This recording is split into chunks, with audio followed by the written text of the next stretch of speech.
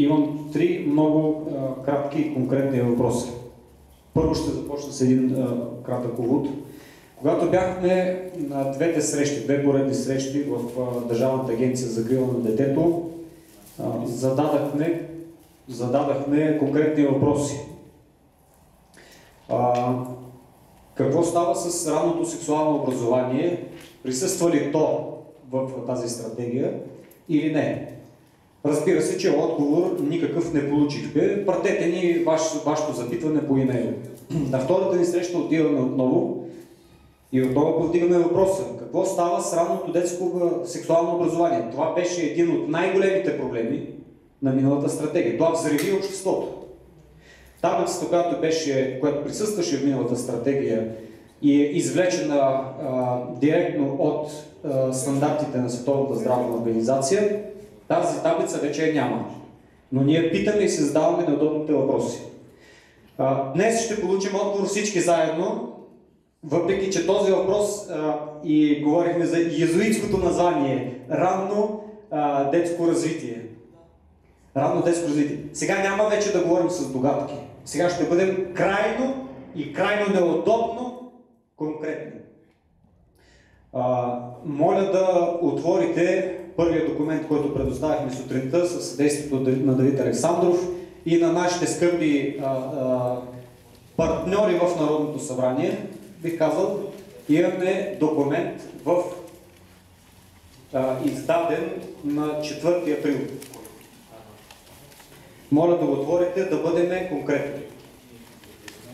Решение на Министерски съвет. Моля да увеличите малко. Решение на Министерски съвет, номер 260 от 4 април тази година. Малко зум, моля, увеличете. За приемане на годишен план за насърчаване на ранното детско развитие. Ние като родители имаме интуиция, когато ни се предлагат абстрактни термини, заложени в подобни стратегии, вече имаме заострено внимание, още когато ги чуваме. Ранно детско развитие, ранна интервенция и редица други. Здравно образование. Но хората ще кажат, в здравното образование няма нищо лошо. В детското развитие също няма нищо лошо. Разбира се, че няма. Но нека сега да погледнем в това решение, където се изяснява. То вече е прието, скъпи приятели. Това решение вече е прието, вече е факт. Моля сега отворете таблицата към това решение, втората картинка, таблицата към това решение. И ще получите всички, скъпа аудитория, всички слушатели ще получите отговор на големия въпрос. Присъства ли ранното сексуално образование в детското развитие, планирано в стратегията и включено в този чудесен план, в кавички. Погледнете точка 1, точка 2. 1.2. Ето. Какъв е планът? Ранното детско развитие се изразява в следното. Това е едно от нещата. Върнете малко. Така, стоп.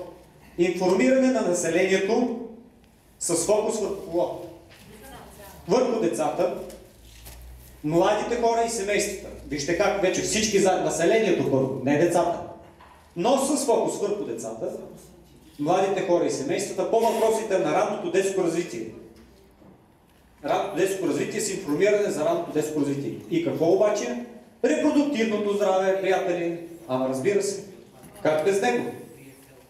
С фокус децата прочетахме току-що. Или нещо греша? Скъпи приятели, когато ние като родители усещаме нещо, имаме интуицията, тя не може да ни излъже.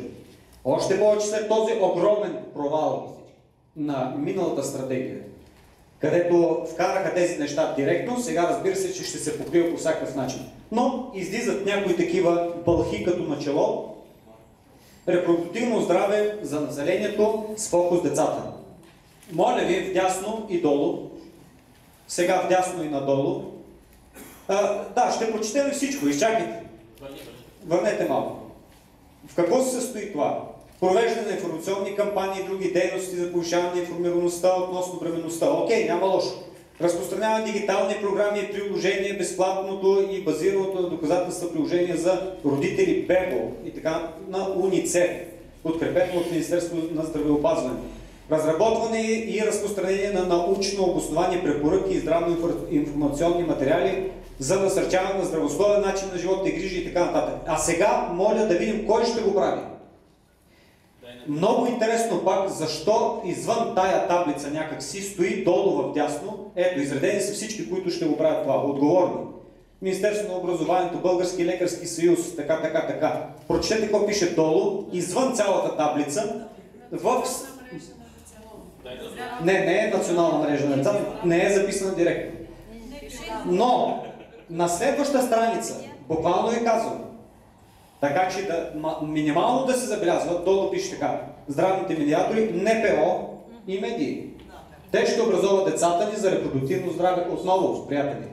И се връщаме на нулата, от която започнахме преди 5 години. Ето това е отговор на въпроса: има ли ранно сексуално образование в заложеното ранно детско развитие, в стратегията и в плана за ранно детско развитие, прието от Министерския съвет тази година? Има ли някой, който се съмнява, че отговорът е ясен? Не виждам гора от ръце. Добре, благодаря ви. Сега към адвокат Виктор Костов. Моля да вземете вашия микрофон. Първо, наясно сме, че тези стратегии, стандарти за ранно детско развитие, така наречено, и най-вече за сексуално образование, идват от Световната здравна организация, която е част от ООН. Моля да отворите сега шарената таблица на стандарта за ранно сексуално образование. Разработена от специалисти отново, експерти в Германия и важаща за Източна Европа. Отваряме там и гледаме планът за обучение на деца от 0, т.е. от самото раждане до 4 годишна възраст. Така, малко нагоре само. Сексуалност. Един момент.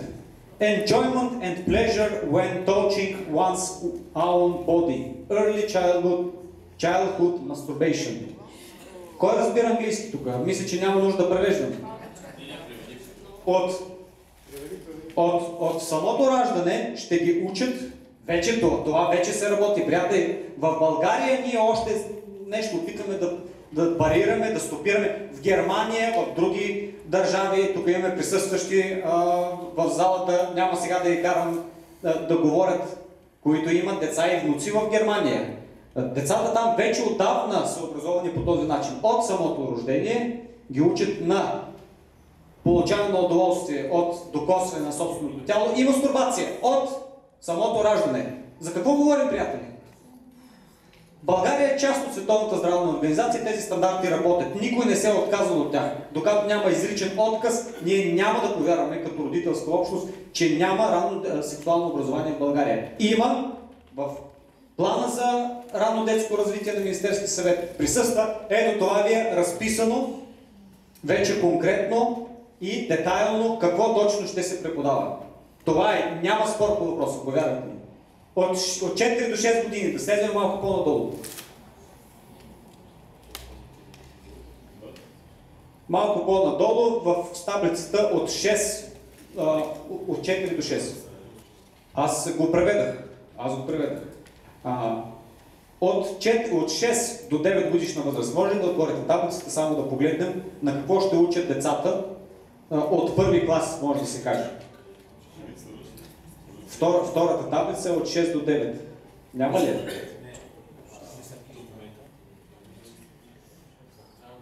Ще го отворим след малко, аз ще ви кажа. Джендърно различие, еднополови бракови, еднополова любов и това е заложено от първи клас. Това е програмата, ще го отворим да ви го покажа изрично. Така че не си въобразявайте, че се борим с вятърни мелници. Разбрахме го 2019 година и по-рано някои го разбраха. Сега се прокарва същото отново и в повече. Мисля да запитам адвокат Виктор Костов. Какво значение по принцип има един стандарт на Световната здравна организация, понеже той има опит и с други стандарти, които се налагаха през пандемията. И той има поглед върху нещата, моля да дадете отговор.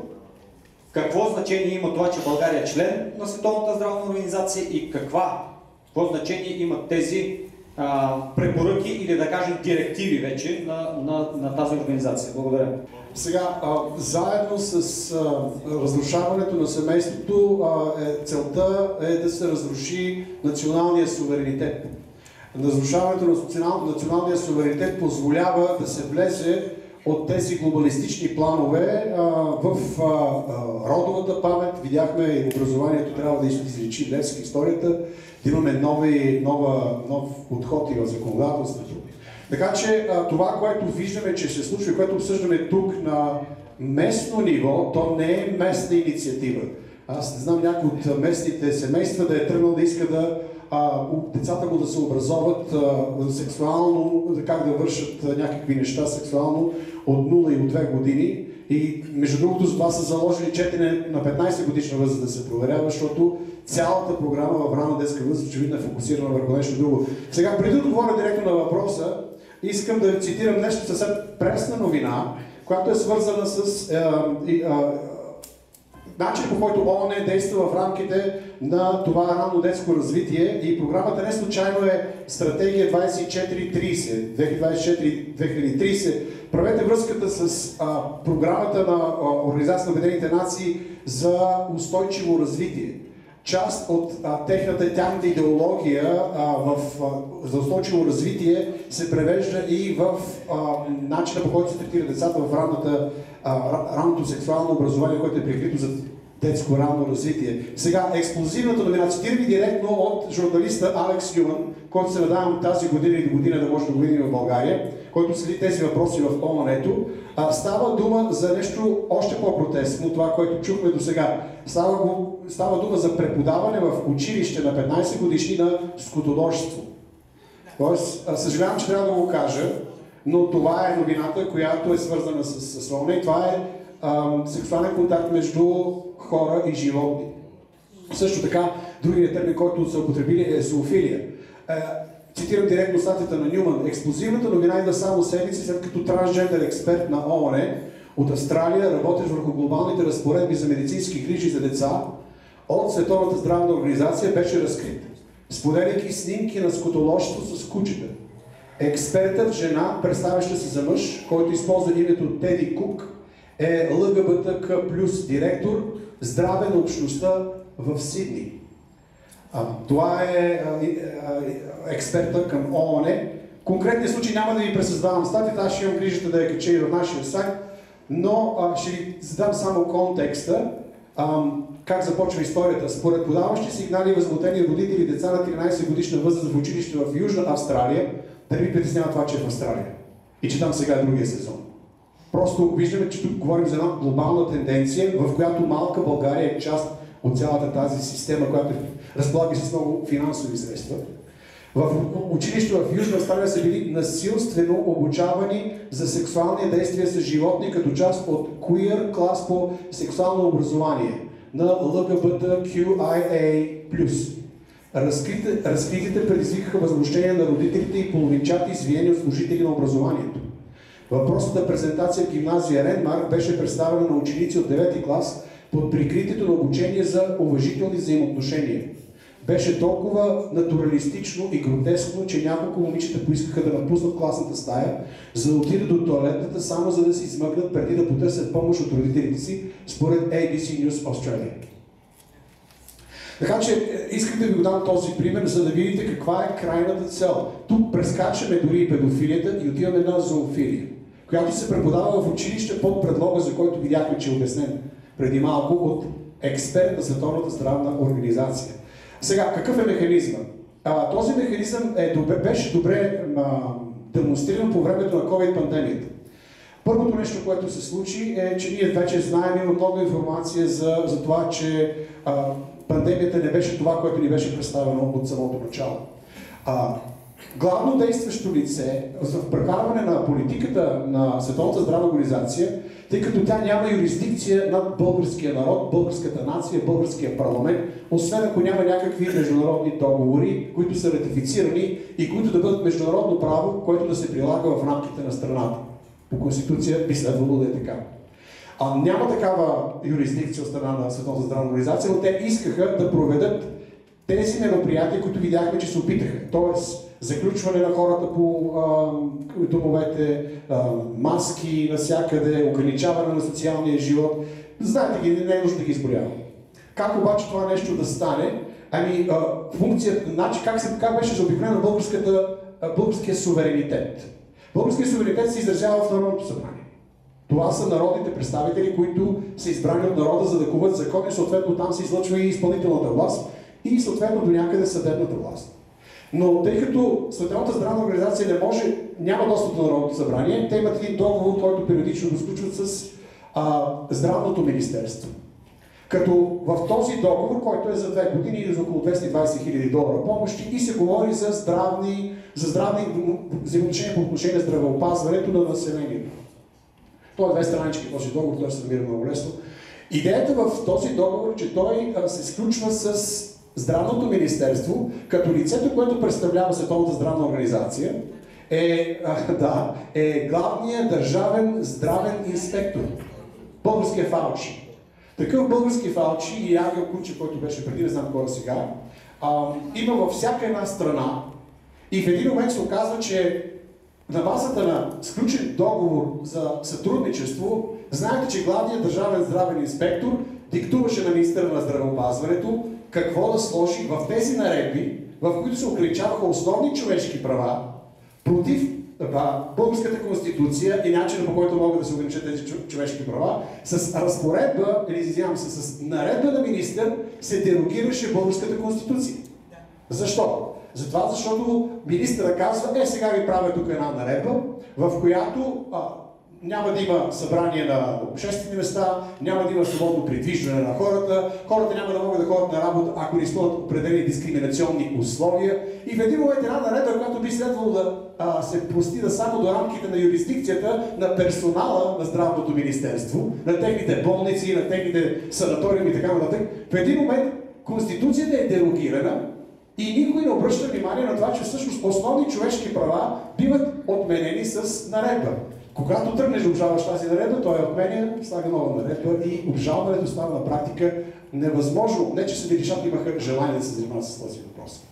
И така виждаме, ако приложим подобна логика по отношение на това, което се случва в здравното образование, процесът не е директен юридически, процесът е завуалиран политически и в рамките на прескачане на законодателната власт, прескачане на всенародното обсъждане, на референдуми, на участие на народа в тази представителна власт, в един момент виждаме, че изпълнителната власт на практика стига до степен да кове закони и да не спазва фундаменталния правен принцип на всяко свободно общество, иерархия на законодателството.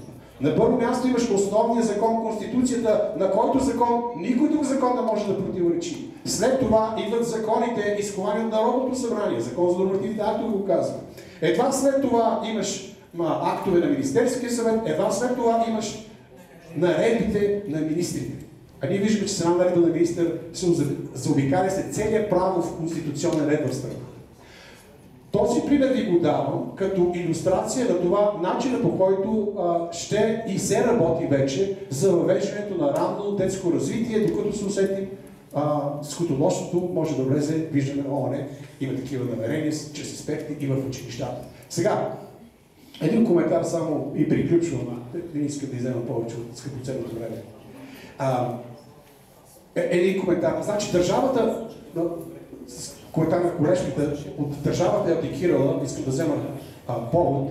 Аз мисля, че държавата не точно е абдикирала, а държавата била използвана, за да прокарва тези политики.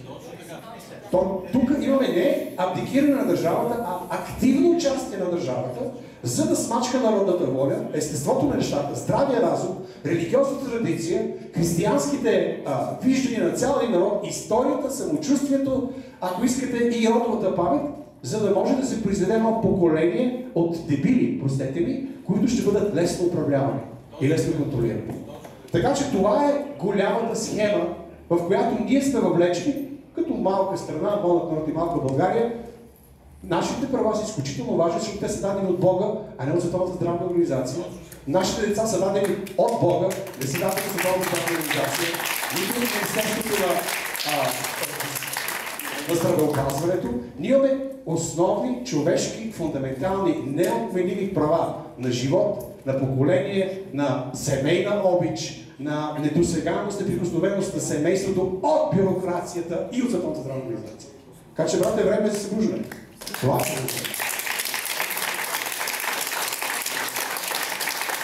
Благодаря много. За да приключим темата за ранното детско образование, сексуално образование, моля да отворите таблицата на световния стандарт, на Световната здравна организация и погледнете в години.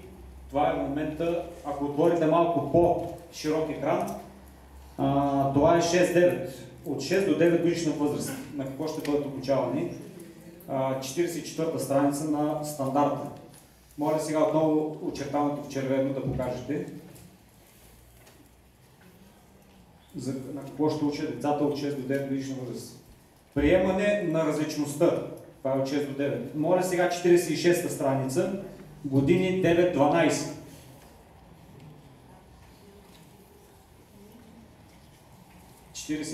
Втората отметка. Така, на сексуалност. Ето го. Да, благодаря. От 9 до 12. Първи сексуални преживявания. И джендърна ориентация. Това е, което ще преподават на 9-12 годишни деца.